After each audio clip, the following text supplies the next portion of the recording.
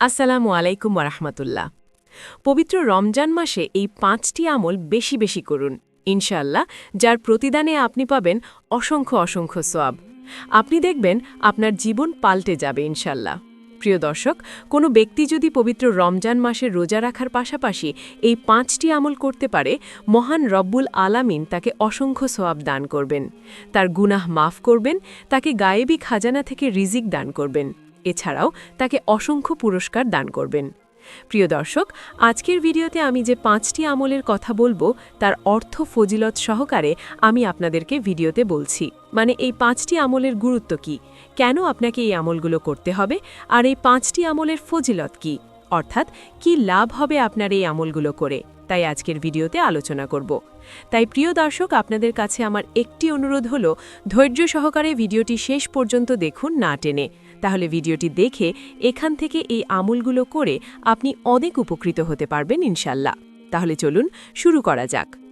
প্রিয় দর্শক, পবিত্র মাহে রমজানের রোজা রাখার পাশাপাশি ৫টি আমলের মধ্যে সর্বপ্রথম আমলটি হল ওয়াক্ত মতো সালাত আদায় করা। প্রিয় দর্শক, সালাত শব্দের অর্থ হচ্ছে নামাজ। ইসলামের ৫টি স্তম্ভের মধ্যে সালাত হচ্ছে একটি। সালাতের গুরুত্ব: সালাতের মাধ্যমে বান্দা তার প্রভুর সঙ্গে সরাসরি কথা বলে, তাই সালাত আল্লাহর অনুগত্য লাভের জন্য একটি সুন্দর ইবাদত। একাগ্র মনে সালাত আদায়কারী নিজের ও সমাজের কল্যাণ ব্যতীত কোনো খারাপ কাজ করতে পারে না। এছাড়া সালাত অশ্লীল অন্যায় কাজ থেকে বিরত রাখে। জীবনের সব ক্ষেত্রে আল্লাহ ভীতিকে কাজে লাগিয়ে আল্লাহর বিধিনিষেধ মেনে চলা নামাজের অন্যতম প্রশিক্ষণ। কেননা আল্লাহর আদেশ ও নিষেধ মেনে চলার প্রশিক্ষণ নামাজের মধ্য দিয়ে অর্জন করা যায়। সালাত আদায় করার ফজিলত এবং উপকারিতা: নামাজ হল জান্নাতের চাবি। নামাজের মাধ্যমে একজন মুসলমান নিজেকে আল্লাহর কাছে আত্মসমর্পণ করে। এই আত্মসমর্পণে আত্মিক দিক দিয়ে নামাজি ব্যক্তি শক্তিশালী হন।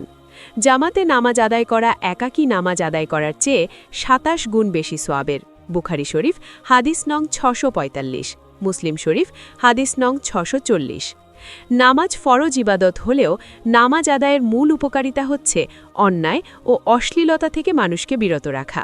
তাহলে প্রিয় দর্শক, মাহে রমজানের রোজা রাখার পাশাপাশি ৫টি আমলের মধ্যে এই হল প্রথম নম্বর আমল, সালাত, অর্থাৎ ওয়াক্ত মতো জামাতের সাথে নামাজ আদায় করা।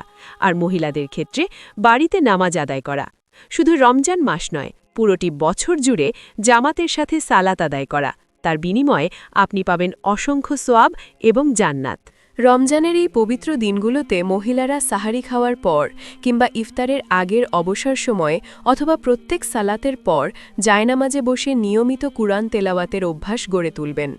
শুধু তোতা পাখির মতো তেলাওয়াত নয়, বরং পবিত্র কুরআনের অর্থ ও মর্ম উপলব্ধি করা প্রতিটি মুসলিম নারীর জন্য ঈমানী দায়িত্ব ও জীবনের সঠিক পথ চলার বিশেষ পাথেয় হিসেবে কাজ করে। কুরআনুল কারীম সহিশুদ্ধভাবে তেলাওয়াত করলে মানুষের অন্তর থেকে দুনিয়াবি যাবতীয় দুশ্চিন্তা ও অস্থিরতা দূর হয়ে যায় এবং আল্লাহর প্রতি গভীর মহব্বত ও ভালোবাসা সৃষ্টি হয়। যারা বয়সের কারণে বা অন্য কোনো সমস্যার কারণে কুরআন সহিভাবে পড়তে জানেন না, তারা অন্তত অন্যদের তেলাওয়াত শ্রবণ করার মাধ্যমেও এই বরকতময় মাসের পূর্ণ সওয়াব হাসিল করতে পারেন।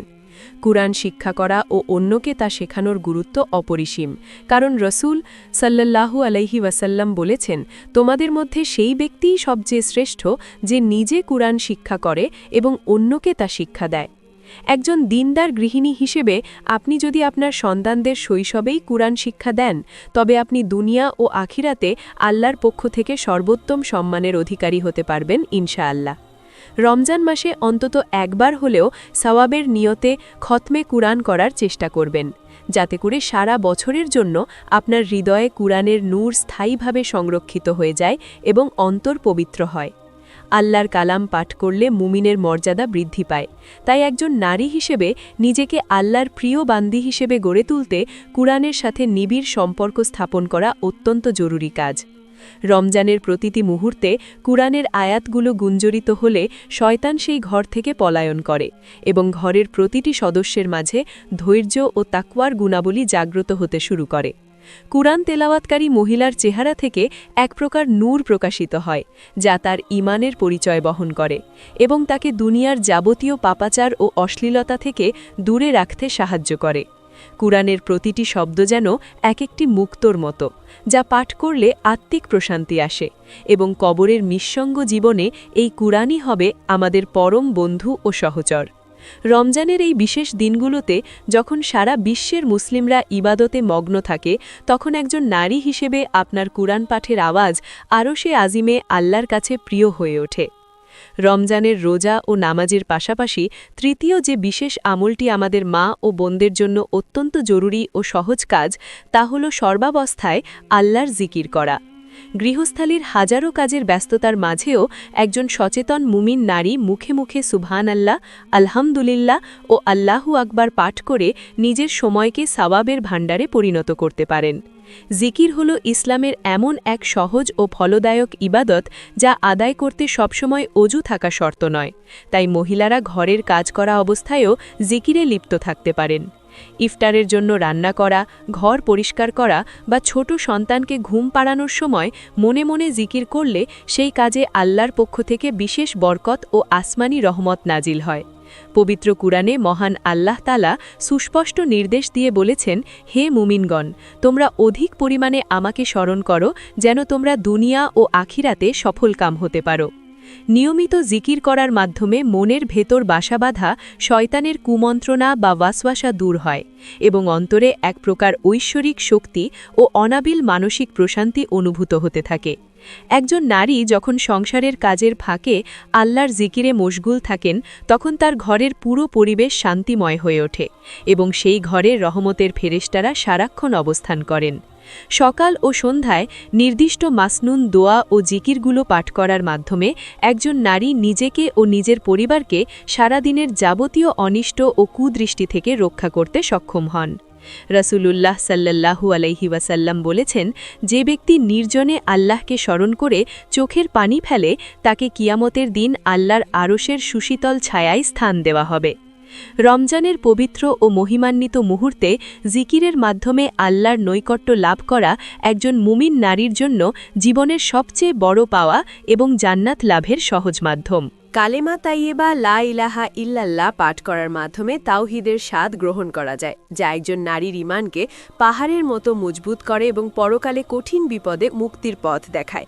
জিকিরের মাধ্যমে নিজের জবান বা জিহ্বাকে সবসময় পবিত্র ও সতেজ রাখলে গীবত, পরনিন্দা বা অনর্থক ঝগড়া বিবাদের মতো মারাত্মক গুনাহ থেকেও খুব সহজেই নিজেকে বাঁচিয়ে রাখা যায়। বেশি বেশি জিকির করলে কিয়ামতের দিন আমল নামার পাল্লা অনেক ভারী হবে এবং জান্নাতের উচ্চ মাকাম বা মর্যাদা লাভের পথ অত্যন্ত সহজ ও প্রশস্ত হয়ে যাবে ইনশাল্লাহ।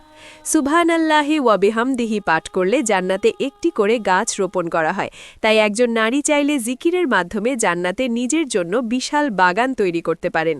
জিকির হলো মুমিনের ঢাল, যা দুনিয়ার ফিতনা থেকে আমাদের রক্ষা করে এবং বিপদের সময় আল্লাহর সাহায্য পাওয়ার পথ তৈরি করে দেয়, যা একজন নারীর জীবনের বড় অবলম্বন।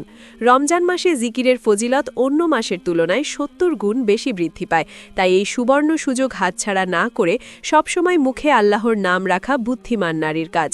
যে অন্তরে আল্লাহর জিকির নেই, সেই অন্তরটি মৃত ব্যক্তির মতো। তাই নিজের অন্তরকে জীবিত ও প্রাণবন্ত রাখতে বেশি বেশি জিকির করা ছাড়া আর কোনো বিকল্প পথ নেই। রান্নাঘরের প্রতিটি কাজ, যেমন তরকারি কাটা বা মশলা বাটার সময় যদি জিকির করা হয়, তবে সেই খাবারের মাঝেও এক প্রকার নুরানি প্রভাব তৈরি হয়, যা পরিবারের সবার উপকারে আসে। জিকিরকারী নারীকে আল্লাহ তাআলা ভালোবাসেন এবং ফেরেশতাদের মজলিসে তার প্রশংসা করেন, যা একজন বান্দির জন্য এর চেয়ে বড় সৌভাগ্যের বিষয় আর কিছুই হতে পারে না। আল্লাহর জিকির করলে মানুষের চেহারা উজ্জ্বল হয় এবং মনের দুশ্চিন্তা দূর হয়ে যায়। তাই বর্তমান সময়ের মানসিক অস্থিরতা থেকে মুক্তি পেতে জিকির হল সর্বোত্তম মহৌষধ। রমজান মাসের চতুর্থ অত্যন্ত ফলদায়ক আমল হিসেবে প্রত্যেক মুসলিম নারীর উচিত বেশি বেশি তওবা ও ইস্তেগফার পাঠ করে নিজের আমলনামাকে গুনাহমুক্ত করার চেষ্টা করা। ইস্তেগফার হল মহান দয়ালু আল্লাহর কাছে নিজের কৃত ভুল ত্রুটির জন্য লজ্জিত হয়ে ক্ষমা প্রার্থনা করা, যা বান্দার জীবনের যাবতীয় অভাব ও দীর্ঘদিনের দুশ্চিন্তার নিমিষেই দূর করে দেয়। প্রিয় নবীজি সাল্লাল্লাহু আলাইহি ওয়াসাল্লাম বলেছেন, যে ব্যক্তি নিয়মিত ও নিষ্ঠার সাথে ইস্তেগফার করবে, আল্লাহ তাকে সব ধরনের বিপদ থেকে উদ্ধার করবেন এবং কল্পনাতীত রিজিক দান করবেন। একজন মা বা বোন যখন গভীর রাতে কিংবা শেষ রাতে আল্লাহর ভয়ে ইস্তেগফার করেন, তখন আল্লাহ তাআলা তার কান্নায় সন্তুষ্ট হয়ে তার পুরো পরিবারের ওপর থেকে গজব ও মুসিবত উঠিয়ে নেন। ইস্তেগফার পাঠ করলে অভাব অনটন ও দারিদ্র্য দূর হয় এবং ঘরে শান্তি ও অনাবিল বরকত ফিরে আসে, যা একজন দায়িত্বশীল নারীর জন্য তার সংসারের সবচেয়ে বড় সফলতা ও পরম পাওয়া। রমজানের এই দীর্ঘ দিনগুলোতে রান্নার ফাঁকে ফাঁকে বা বিশ্রামের সময় আস্তাগফিরুল্লাহ পাঠ করলে আপনার প্রতিটি মূল্যবান সময় আল্লাহর দরবারে ইবাদতের সওয়াবে রূপান্তরিত হবে ইনশাল্লাহ। আল্লাহ তাআলা তওবাকারীকে অত্যন্ত পছন্দ করেন এবং তিনি বারবার ইস্তেগফারকারী বান্দার প্রতি অত্যন্ত দয়ালু থাকেন এবং তার জীবনের বড় বড় গুনাহগুলোকেও নেকি দ্বারা পরিবর্তন করে দেন। ইস্তেগফারের মাধ্যমে নিজের অতীতের ছোট বড় বা জানা অজানা সব গুনাহ মাফ করিয়ে নেওয়ার এটাই হলো বছরের সবচেয়ে শ্রেষ্ঠ এবং একমাত্র উপযুক্ত সময়, যা হাতছাড়া করা উচিত নয়। বেশি বেশি ইস্তেগফার পাঠ করলে মানুষের মনের কঠোরতা বা পাথরের মতো অবস্থা দূর হয় এবং আল্লাহর ইবাদতে গভীর মনোযোগ ও হৃদয়ের একাগ্রতা বহু গুণ বৃদ্ধি পায়। ক্ষমা প্রার্থনার মাধ্যমে একজন নারী তার নিজের মর্যাদা আল্লাহর কাছে অনেক উচ্চতায় নিয়ে যেতে পারেন এবং জাহান্নামের লেলিহান অগ্নিশিখা থেকে নিজেকে চিরতরে রক্ষা করতে পারেন।